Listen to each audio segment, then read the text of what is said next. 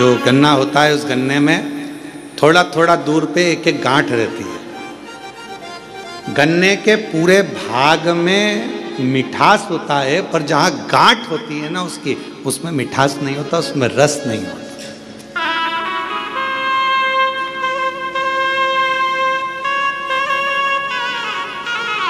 पर शिव महापुराण की कथा कहती है गन्ने के ऊस के अंदर पूरे में रस है, पर जहाँ गांठ है वहाँ ना रस है ना उसमें मिठास। पर एक बात याद रखो, जब कोई गन्ने के रस में बहुत डूब जाता है ना, तो उसको गांठ में भी रस आना प्रारंभ हो जाता है और उसमें भी उसको मिठास का नजर आना। और जितने आप बैठे और हम भी बैठे हैं, हमने भी बचपन में खूब गन्ना छिल छिल कर खाया, पर जो गठान का छिलका था उसको खाते थे, जब गन्ने के रस में इतने डूब जाते थे कि उस गांठ में भी रस आना चालू हो जाता है। और तुमने भी खाया होगा ये पक्का। ऐसा हो नहीं सकता कि तुमने गांठ छीली हो और उसको मुंह में नहीं लिया, उसमें रस मिला। तो कहा यदि परिवार में एक दूसरे को मिलकर चलना है और उसमें अगर रस आ रहा है, तो फिर एक निवेदन है, कभी विवाद की कभी द्वेष की अगर गांठ पड़ भी जाए तो उसको भुलाते हुए उस रस में डूबने का फिर प्रयास करना और उस गठान को, उस गांठ को एक साइड पटकने का प्रयास करना। एक साइड परमात्मा की भक्ति में डूबो, परमात्मा के भजन में डूबो, स्मरण में डूबो। पार्वती जी रुष्ट हो गई, भगवान शंकर की पूजन करने बैठ गए और कहते हैं जितनी रुष्टता में भगवान का भजन हो पाता है, उतनी एकाग्रता जब रूठने के बाद जब आप लड़ाई कर लेते हो, एकदम तुम देखना बहुत तेज सुनामी लहरें चली, बहुत तेज बारिश हुई, खूब तेज हवा चली, एकदम बवंडर मचा, और उसके बाद जो शांति होती है, इतनी शांति कि लगता है अभी थोड़ी देर पहले तो हमने देखा था कितना बवंडर था, इतना विवाद था, और अब एकदम शांति हो, एकदम शांति। इतना शांत कैसे हो सकता है? तो जब विवाद छिड़ जाए, बहुत क्लेश हो जाए, बहुत अशांति हो जाए घर में, मान लो किसी कारणवश अगर विवाद हो जाए, तो मेरा निवेदन है टूटना नहीं, एक दूसरे से अलग मत जाना, बल्कि साथ रहना। तुम उसको समझना, वो तुम्हें समझेगा, और एक दूसरे से साझा बनाकर ये गन्ने के रस जैसा उसका आनंद लेते हुए आगे बढ़ते चले जाना, उसमें क्लेश ना हो। और मत बुरे कर्म कर बंदे, वरना पछताएगा, भगवान की आंखों से तू बच नहीं पाएगा, तू बच नहीं पाएगा। अरे ओ अज्ञानी मत कर नादानी, अरे ओ अज्ञानी मत कर नादानी, तेरे कर्म का फल भी तू ही पाएगा, जैसा किया तूने तेरे आगे आएगा। मत बुरे कर्म कर बंदे, वरना पछताएगा, भगवान की आंखों से तू बच नहीं पाएगा, तो बच नहीं पाएगा। आप कर्म करते चलो। आज का व्यक्ति कैसा है? तो कहा आज का व्यक्ति ये सोचता है कि मैं काम कम करूं और फल ज्यादा मिले।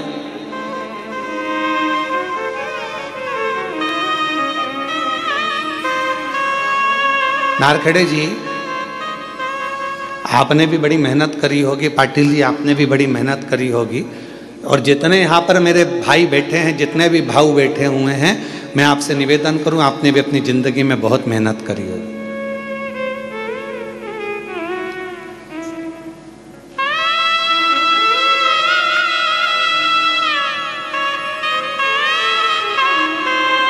मेहनत करी।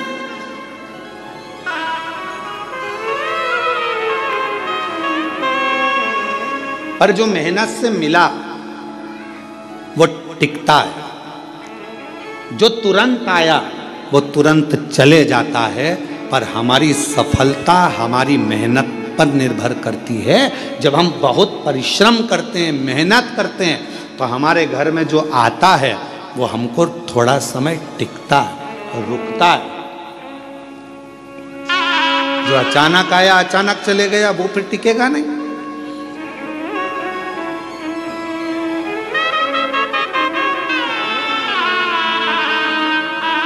और मेहनत कर कर जो सुख मिलता है ना, वो सुख दूसरा ही है।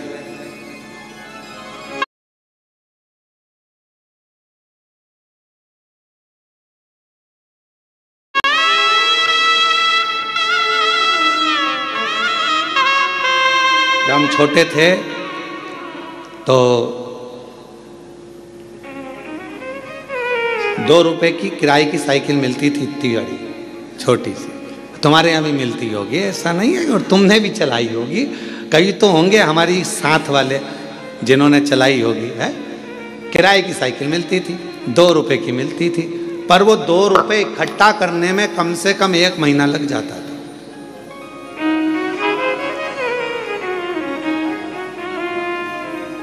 हितेश, तेरे को तो मालूम ही नहीं होगा बेटा। मालूम है कितना? अच्छा, ठीक है।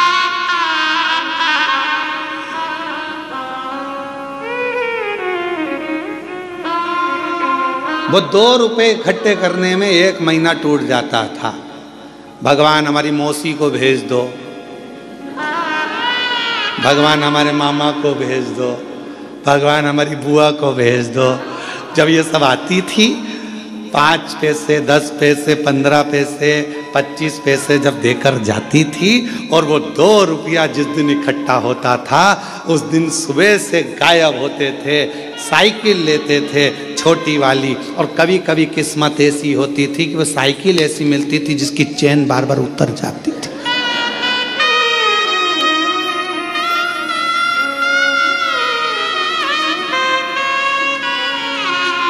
और साइकिल लेके अब बताओ, साइकिल वाले की साइकिल दम अपनी लग रही है, मेहनत अपनी हो रही है, घूम अपन रहे हैं और सब देख रहे हैं, और यहाँ भगा वहाँ भगा, हाँप रहे, पर वो टाइम देख रहे, 5 बजे देना है वापस। 5 बजे ही निकल पहुँचते थे, बिल्कुल लगे लगाए समय पर, एकदम 5 बजने वाला है तब अपन पहुँच के वो साइकिल देकर आते थे। तब तक पूरे थक जाते थे, एकदम चला कर वो 2 रुपए पूरे वसूल कर लेते थे। और फिर मम्मी पूछती थी, बेटा वो देकर गई थी 15 पैसे, 10 पैसे, 20 पैसे, 25 पैसे, तो उसकी तो मैं साइकिल चलाया आया, क्या मिला तुझे?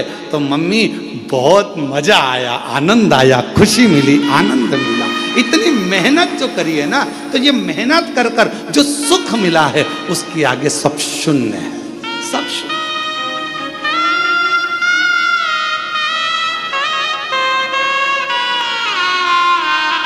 उसके आगे सब शून्य है।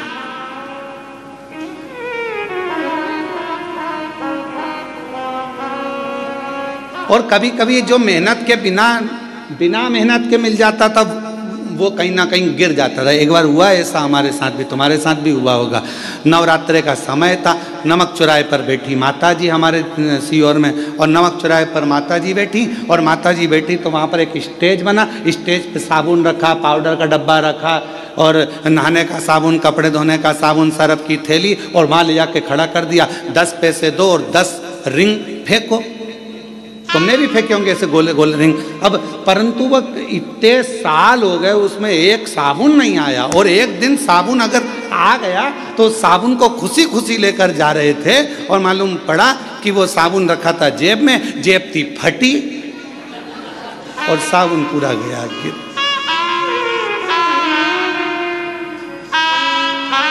तो जो मेहनत से मिला वो टिका, और जो मेहनत से नहीं मिला वह हाथ से खिसक गया।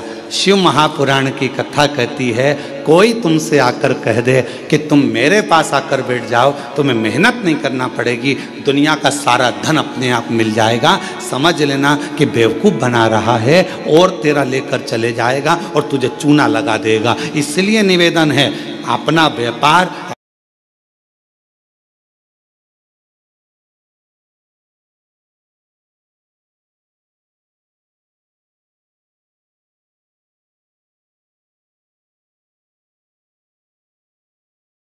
अपनी नौकरी, अपनी सर्विस, अपनी मेहनत पूरी बरकरार रखो और पूरी मेहनत करो। जिस समय आपकी मेहनत प्रबल होगी उस दिन भगवान तुम्हें छप्पर फाड़ कर देना प्रारंभ कर देगा, तुम्हें वैभव देगा, धन देगा, संपदा देगा, सब देगा।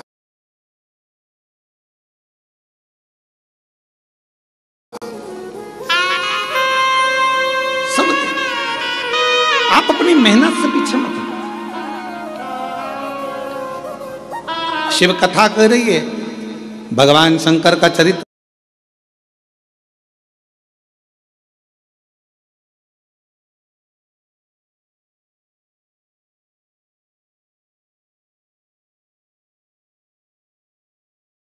कर रहा है, शिव महापुराण का चरित्र कर रहा है, भगवान शंकर की पवित्र कथा कर रही है, शिव तत्व कर रहा है। पार्वती जी बैठ गई तब साधना करने के लिए। शंकर भगवान ने नेत्र खोले और पार्वती से पूछा कि आज तू रुष्ट होकर मेरी पूजन कर रही? हाँ। क्यों? वो कश्यप ऋषि है ना, 12 ज्योतिर्लिंग का पूजन करना चाहिए, तो वो 11 ज्योतिर्लिंग बनाते हैं और पूजन करते हैं और एक ज्योतिर्लिंग छोड़ देते हैं। शंकर भगवान ने कहा, पार्वती नहीं, कश्यप ऋषि कभी ऐसा नहीं करते, वो पूरे 12 ज्योतिर्लिंग का पूजन करते हैं, पूरे 12 ज्योतिर्लिंग।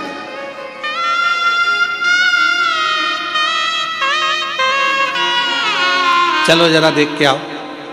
पार्वती जी ने शिव जी को लिया साथ और चलो जरा देखो, मैं बताती हूँ तुमको 11 ज्योतिर्लिंग बने। और कश्यप ऋषि का रोज का नियम था, ज्योतिर्लिंग बनाते और पूजन करते पार्थिव लिंग की। चलो अभी दिखाती हूँ। और ले गए, जो सामने देखे तो 11 ज्योतिर्लिंग बने थे। शिव जी को पार्वती जी करेंगे, देखो 1 2 3 4 5 6 7 8 9 10 और 11। अब शंकर भगवान बोले, अभी रुक मैं गिन के बताता हूं, देख 1 2 3 4 5 6 7 8 9 10 11 12। पार्वती जी बोली, क्यों मुझे पागल बना रहे हो प्रभु? अब तुम तो शिव जी हो ना, तो तुम अपने आप को क्यों गिन रहे हो? तो भगवान शंकर बोले, 12 ज्योतिर्लिंग की पूजन कर रहा है। पूछो कश्यप ऋषि से। बाबा कश्यप ऋषि के सामने प्रकट हो गए। कश्यप बाबा ने देखा, आज तो भगवान प्रकट हो गए। जब जब ये उलझन होती है ना, जब जब झगड़ा होता है, जब जब कोई विवाद उत्पन्न होता है, जब जब कोई क्वेश्चन आता है, जब जब कोई प्रश्न आता है, जब जब कोई बवाल मचता है, समझ लेना उसमें कोई ना कोई मंथन होकर कुछ निर्णय निकलने वाला।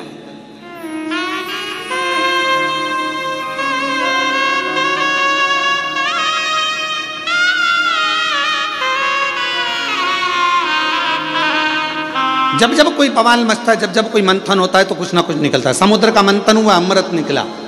कुछ ना कुछ मंथन हुआ है तो कुछ ना कुछ निकला है। और पार्वती जी और शिव जी के संवाद में कुछ ना कुछ निकला है। भगवान कश्यप ऋषि प्रसन्न हो गए।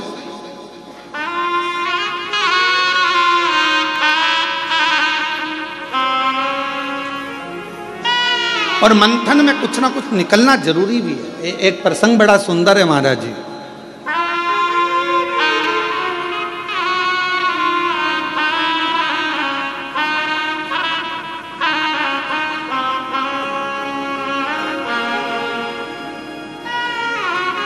दो संतों का झगड़ा हो गया।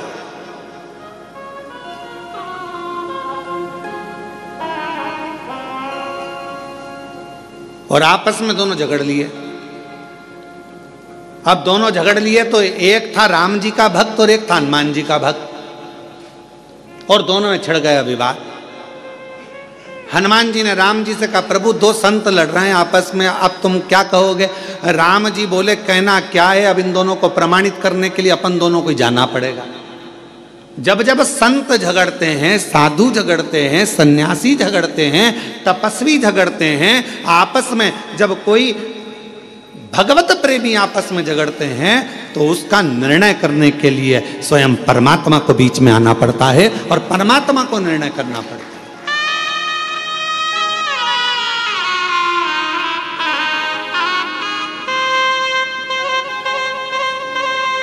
महाराज जी, कई लोग कहते हैं कि ये महाराज जी ने ऐसा कर दिया, वो महाराज जी ने ऐसा कर दिया, आपस में झगड़ा हो रहा है।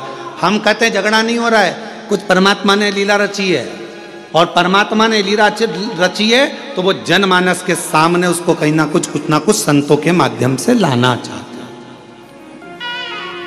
संत कभी झगड़ा नहीं करते, संत कभी एक दूसरे के ऊपर आक्षेप भी नहीं करते। लोग कहते हैं उन्होंने ऐसा बोल दिया, उन्होंने वैसा बोल दिया, उन्होंने ये भाषा का प्रयोग करा, उन्होंने वो भाषा, ना ना ना, उनके बीच में कोई एक परमात्मा की एक शक्ति, मेरे शिव का एक स्वरूप, मेरे राम, मेरे कृष्ण, मेरे शंकर, मेरे भगवान विराजमान है, जो ये निर्णय करना चाहते हैं कि इनके बीच का साझा कैसे।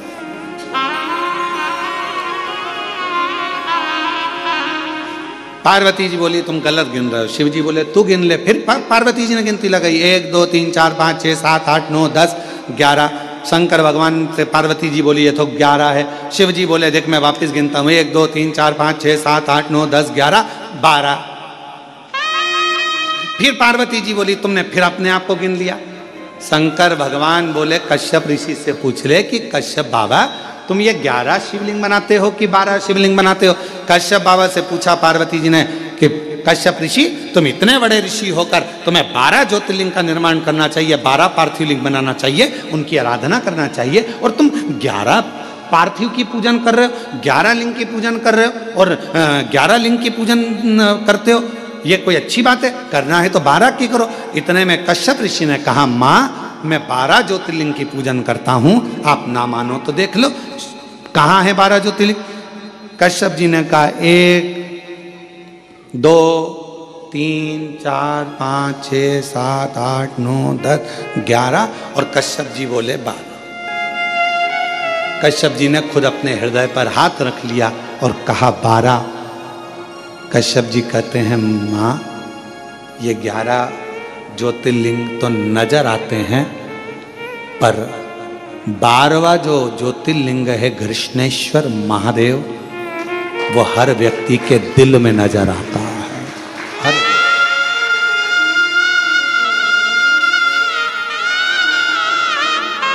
हर व्यक्ति के हृदय में।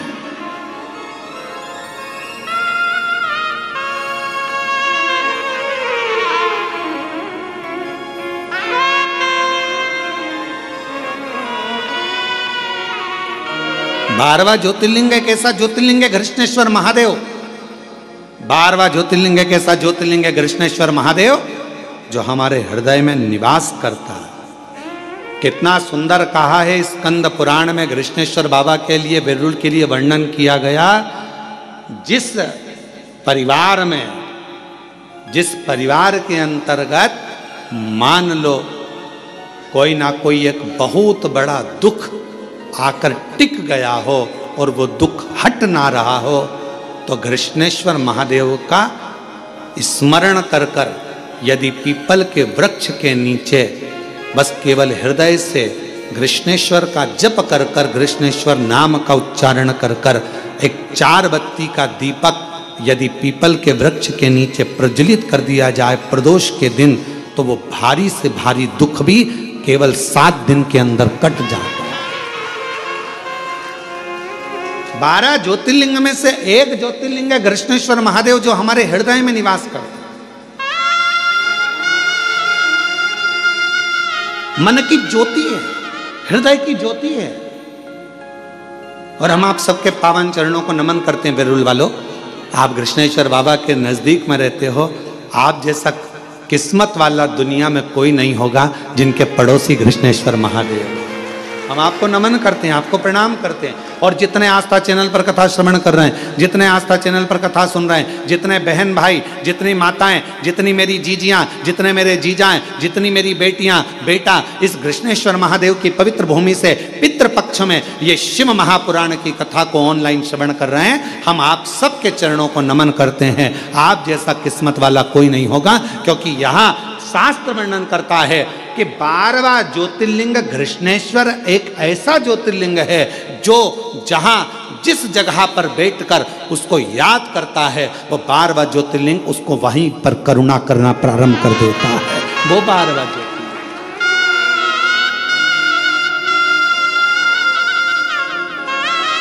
वो 12वां ज्योतिर्लिंग घृष्णेश्वर महादेव है।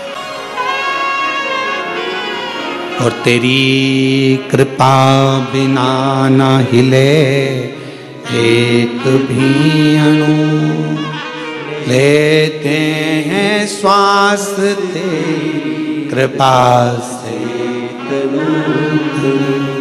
बखान क्या करूं मैं राखों के ढेर का, चपटी बभूत में खजाना कुबेर का।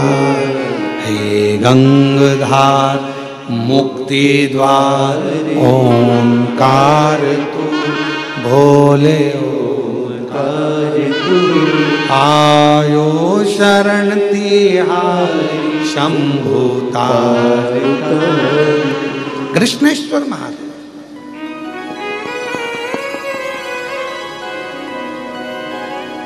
शिव जी का दर्शन हो गया। विवाद किसका छिड़ा था? पार्वती और शंकर भगवान का। और दर्शन किसको हो गया?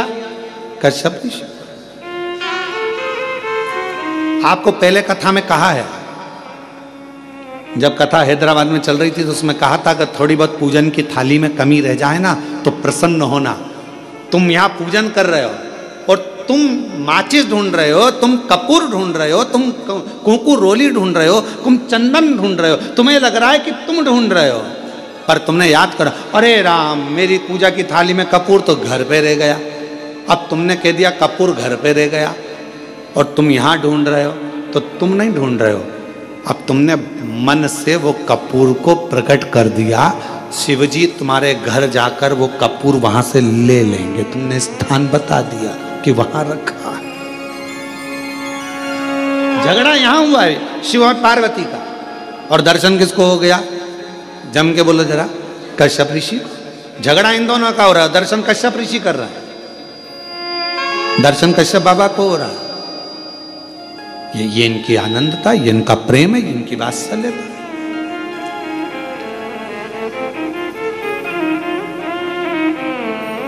महाराज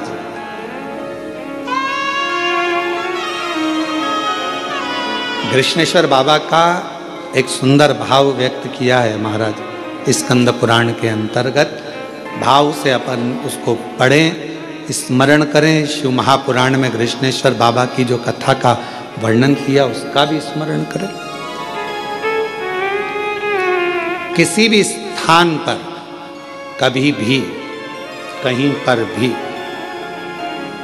यदि शरीर में हाथ में कंपन हो रहा है, पांव चलते नहीं बन रहा है, शरीर हाफ ज़्यादा भरा रही है, खूब ज़्यादा शरीर चल नहीं पाता, थोड़ी थोड़ी देर में हापड़ी भरा जाती है, हाँप भरा जाती है, या पीछे से रीढ़ की हड्डी दुखना प्रारंभ हो जाती है, तो उसके लिए सरसों के फूल 108। काय के फूल? सरसों के। सरसों जानते हो सब लोग? सरसों के फूल 108 भगवान शंकर के मंदिर में कृष्णेश्वर महादेव का नाम लेकर 108 सरसों के फूल एक एक कर कर कृष्णेश्वर बाबा को समर्पित कर दो। उसी फूल को उठाकर नंदी जो मंदिर में है उसका पीठ का ऊपर का एक भाग होगा, नंदी के पीठ पर अग्र भाग ऊपर का होता है, उस भाग को वो 108 सरसों के फूल छुआ दो और उसको लेकर घर पर जाओ, उसको सूखने डाल दो। सूखने के बाद वो सरसों के फूल का थोड़ा थोड़ा सा भाग सुबह के समय पर खाली पेट जरा सा भाग रोज खाना प्रारंभ करो। 21 दिन तक 20 दिन तक अगर आपने रोज खाया, आपके हाथ का कंपन और जो चलने में आपको हाथ भरा रही है वो, और रीढ़ की जो हड्डी दुख रही है उसमें धीरे धीरे अंतर आना अपने आप प्रारंभ हो जाएगा। कृष्णेश्वर महादेव का स्मरण, कृष्णेश्वर फिर कहेंगे कश्यप बाबा 11 ज्योतिर्लिंग का निर्माण करते हैं, 12वां ज्योतिर्लिंग नहीं बनाते हैं। क्यों? क्योंकि 12वां ज्योतिर्लिंग कश्यप बाबा कहते हैं ये मेरा दिल, ये मेरा हृदय, ये मेरा चित्त, ये मेरा मन, ये मेरे हृदय की जो एक बिंदु है, यही मेरा 12वां ज्योतिर्लिंग है। ये शिवजी प्रसन्न हो गए।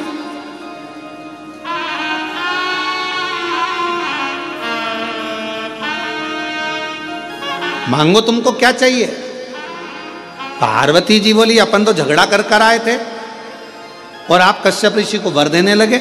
शिव जी कहने लगे अब मेरा दर्शन हुआ है तो कुछ ना कुछ तो देना पड़ेगा। पार्वती जी बोलती ऐसा होता है क्या। शंकर भगवान बोले सुन पार्वती, ये मेरी रीति है। अगर कोई संसार का मनुष्य मेरे दरवाजे पर, मेरे मंदिर में, मेरे देवालय में आकर अगर एक लोटा जल रोज चढ़ाएगा तो मुझे रोज उसको कुछ ना कुछ देना ही पड़ेगा। ये नीति है। जैसे बेटी का बाप, बेटी का बाप क्या है। बेटी का बाप अगर बेटी रोज अपने पिता के घर जाएगी या बाप अपनी बेटी से मिलने जाएगा तो कुछ ना कुछ तो उसको देना पड़ेगा ही। भले पिताजी का घर पास में, रोज बेटी आती जाती है, भले पास में क्यों ना, माँ बोल देगी बेटा तो पास में आज एक काम करना, मैं तेरे को हलवा बना के भेज दूंगा, सीरा बना के भेज दूंगा। कभी कुछ कहेगी बेटा मम्मी मेरे को जरूरत नहीं है, नहीं मैं तो भेजूंगी। माँ है ना, बाप है ना, उसका भाव उत्पन्न हो जाता, मैं तो भेजूंगी। अब कोई कहे तुम मम्मी मैं बना लूंगी ना, सब कर लूंगी ना, तुम मत भेज, नहीं मैं तो भेजूंगी। और अगर वो सीरा नहीं भेजेगी तो देख लेगी बाजार में अच्छी सब्जी आ रही है, बाजार में खरीद के लिए आएगी और वो सब्जी भेज देगी। भले हरा धना भेज दे, मिर्ची भेज दे, पर कुछ ना कुछ भेजे। रोज अगर बेटी अपने माँ बाप से मिल रही है तो माँ बाप उस बेटी को जरूर देंगे, और माँ बाप अगर बेटी से मिल रहे हैं तो जरूर देंगे। उसी तरह मेरा शंकर सबका बाप है, पिता है। जब हम रोज जाते हैं तो वो रोज कुछ ना कुछ हमको देता जरूर। आप शिव जी को क्या मानती हो। अपना पिता, अपना बाबुल, अपना बाप, पिता। और कुबेरेश्वर धाम क्या है आपका। मायका। कुबेरेश्वर धाम क्या है। मायका। मायका क्यों कहा गया। जो कुबेरेश्वर बाबा की धरा पर आता है, कुबेर भंडारी के दरवाजे पर आता है, कुबेरेश्वर धाम पर आता है और दिल से जो मांगता है मेरा कुबेर भंडारी उसको दे देता है, फिर वो वापस आता है, क्योंकि वो उसका मायका है। पर पूर्ण समर्पण के साथ जाओ, वहां तुम्हारी किसी से पहचान नहीं।